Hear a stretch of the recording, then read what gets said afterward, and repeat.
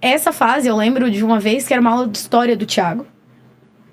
E ele tava falando sobre o período medieval e sobre torturas medievais e sobre como era aquela época. Só que eu comecei a ter episódios de regressão. Então eu me via em vidas passadas. Teve uma aula dessas do Thiago que eu tava sentada na mesa, assim, assistindo a aula dele ali no Husky, e eu parei de ver a aula dele. Parecia que eu estava no lugar que ele tava falando. Eu olhava pro lado, eu não via as pessoas, tipo... E aí eu lembro que o Thiago começou a perceber que eu tava passando mal, porque eu tava ali vendo outro cenário, mas eu escutava a voz dele, porque ele viu que eu tava passando mal e veio falar comigo. E o bom é que ele também sempre acreditou nessas coisas, então na hora que eu comecei a mostrar que eu precisava de ajuda, ele entendeu e me levou pra fora da sala pra me acalmar. Isso começou a se tornar muito recorrente. Eu tinha muitos episódios com regressão. De me ver em outras existências, de passar por torturas que já tinham acontecido comigo, com ter aulas sobre algum momento histórico. Eu não conseguia assistir aquelas aulas porque eu me sentia naquele momento de novo de passar mal, assim, de chegar em casa e vomitar o dia inteiro, passar realmente muito mal. E aí eu comecei a ter isso com sonhos, então eu deitava pra dormir e eu não conseguia dormir, porque eu tinha muitas e muitas vezes de paralisia do sono, assim, com ocasiões dessas que pareciam de regressão. Aí minha mãe me levou em tudo quanto era possível, assim, de médico tradicional, a medicina oriental, a centro espírita, tudo. E uma vez eu fui no terreiro com a minha mãe e eu lembro de conversar, assim, com as entidades. Eu falei, eu quero que isso acabe. E aí, ali, minha mediunidade fechou. Porque Cessou. minha mediunidade foi fechada porque eu pedi para que a minha mediunidade fechasse, porque eu não tinha capacidade de lidar. Mas assim, com o mundo espiritual, tudo é feito na base de acordos. Eu acredito muito nisso, né? Que é energia. Você prende e represa. Minha mediunidade não foi embora. Essa energia é uma energia que está represada em mim. E tinha uma idade limite para essa energia poder ficar represada. Que são os 21 anos, que os meus, no caso, acabam em breve. E agora vamos ver as cenas dos próximos capítulos. Quem sabe no ano que vem eu volte com novas histórias, porque... Assim, agora a espiritualidade é uma coisa que eu tô tentando me reconectar. Tá. Nos últimos anos, assim, eu me afastei muito dela por acontecimentos da minha vida, pela maioridade e os problemas e as coisas pra lidar, por um relacionamento muito abusivo que minha mãe sofreu, que foi muito complexo pra gente, que graças a Deus agora ela encontrou um ótimo marido, te amo, pai, e que meu padrasto se tornou um pai pra mim, me deu irmãos e nos tornamos uma ótima família, mas que também, aliás, meu pai conheceu minha mãe no centro espírita. Ah, é? E foi assim que eles se conheceram e agora estão juntos. Estamos indo assistir Nosso Lar com a minha avó na sexta-feira, nos cinemas. Por favor, financiem o cinema brasileiro. Deixo o meu pedido aí a todas as pessoas, assistam filmes brasileiros no cinema. E minha família sempre foi conectada pela espiritualidade. E essa pessoa que esteve na vida da minha mãe pesava muito. E ali eu tive episódios também de voltar a ver as coisas. Tá. De ter sonhos, de ver as coisas. Minha mãe sofreu um caso de agressão, né, por ele.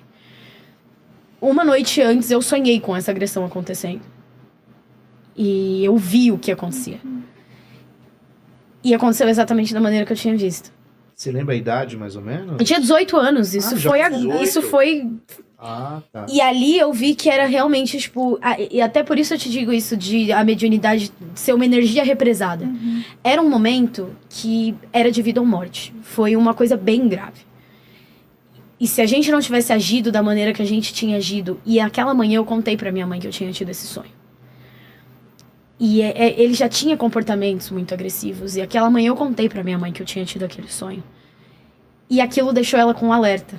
E talvez se minha mãe não tivesse com um alerta ligado, ela não reagiria da maneira que ela reagiu pra ser o suficiente pra ela estar viva. Nossa, foi pesado. Foi muito pesado, foi muito pesado. Nossa, e assim, mais do que reflete da espiritualidade, a energia, assim, vocês sabem o quanto eu sou apaixonada por animais, eu sempre tive muitos animais. Meu cachorro ajudou a salvar a vida da minha mãe. Ele sempre se deu bem com essa pessoa que estava na vida da minha mãe. E nesse momento de tudo isso, ele foi pra cima dele. Então o meu cachorro ajudou a salvar a vida da minha mãe, assim. Se não fosse pelo meu cachorro, talvez, né? E se não fosse por esses alertas. Naquela manhã, assim, a gente tava morando numa casa que tinha um penhasco, assim, pra baixo. Tinha uma parte, depois que você descia, tinha uma piscina, você descia e tinha um pomar, e ali tinha, tipo, um barranco. E eu lembro dele estar parado em cima daquele barranco, tentando colher uma fruta do pé, e eram uns 5 metros de queda, assim. E minha mãe falando pra ele sair dali, E eu lembro claramente de ver alguém parar do meu lado e falar, confia em mim, seria melhor se ele caísse daí. E eu falei, nossa, que horror de pensamento, sabe aquilo que você nega com você? E aí, depois eu fui lá e tive o sonho. Eu falei, tem alguma coisa muito esquisita. E realmente aconteceu. E foi um momento que ali eu tava anestesiada, sabe? Depois de tudo que aconteceu. Ao mesmo tempo que eu tinha muita fé na espiritualidade, até porque foi ela que salvou a gente, de alguma maneira.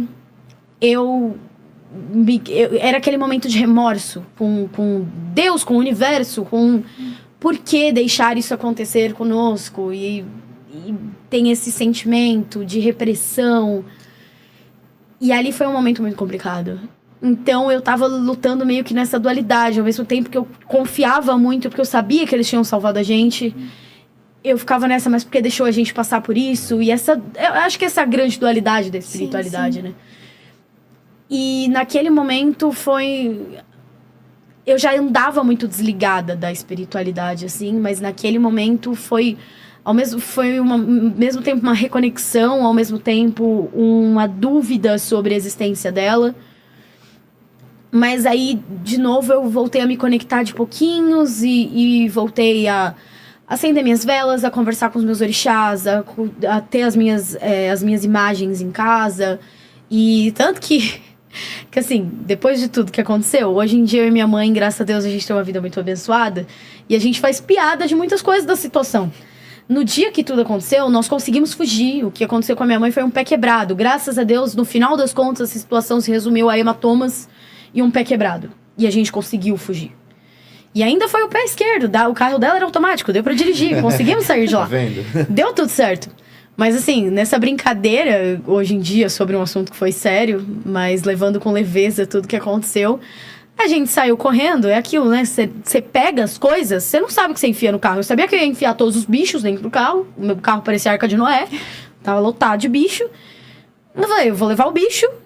E eu arranquei a minha lousa da parede. Por que eu tirei a lousa da parede? Eu não sei. Eu levei uma lousa comigo no colo, por alguma questão X. Minha mãe saiu mancando, abraçada na Iemanjá.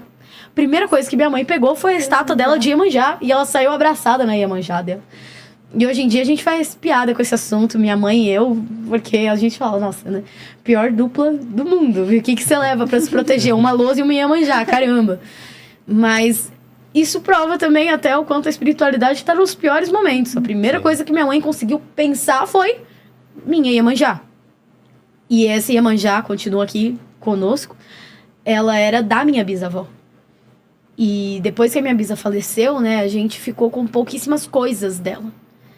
Brigas de família e afins, a gente ficou com muitas poucas coisas dela.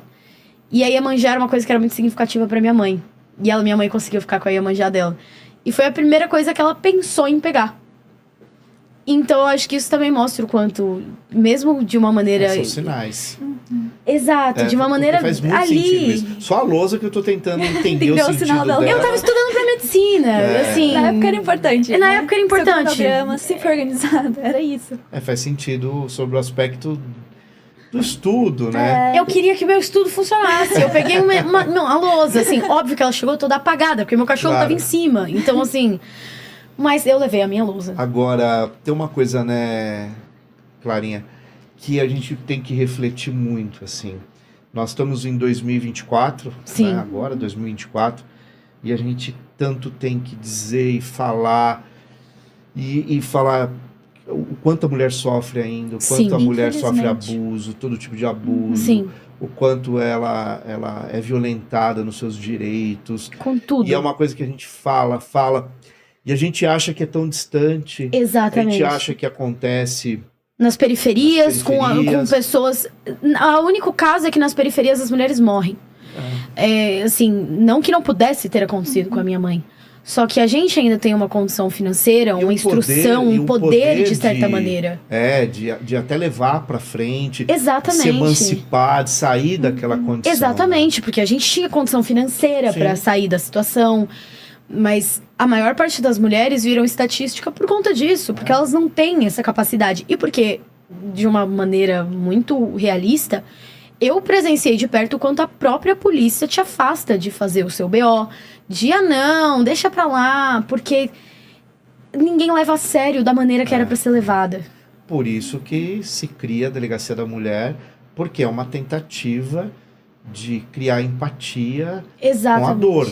Exatamente. Né? Agora, quando a gente fala sobre violência contra a mulher, às vezes a gente pensa, mas por que ela não grita? Por que ela não denuncia? Porque também tem um cerceamento emocional, psicológico, e a questão financeira também é uma forma de poder. Lógico. Então, muitas vezes tem cara que ele vai tirar o direito da mulher de trabalhar, de ter a sua própria estrutura econômica, justamente para poder depois colocar sobre ela um domínio, né, econômico, que é relevante, sim. Tem muita gente que fala, mas você tem lá 2, 3 filhos, e aí? Você vai passar fome? Como que funciona isso?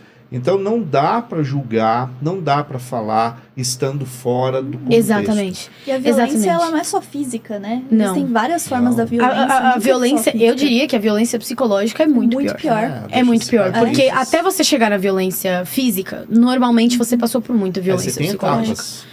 E assim, a violência psicológica, ela te oprime. Ela faz com que você duvide da sua sanidade mental, de você como pessoa.